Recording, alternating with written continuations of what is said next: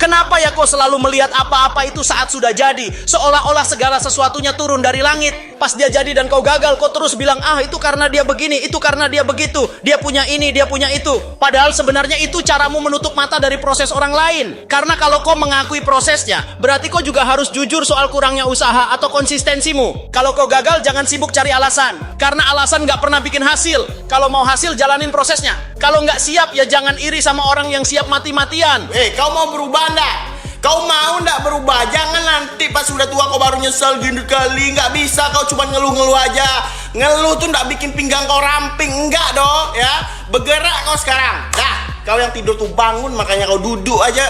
Duduklah minimal, duduk. Jangan tidur kau, jangan tidur kau, duduk. Duduk, biar masuk kata-kata nih ke pikiran kau. Dengarkan lagu, Yang gendut. Simak nih, simak aku baik-baik. Serius, kita bicara heart to heart, dari hati ke hati, lemak ke lemak kau nih ya.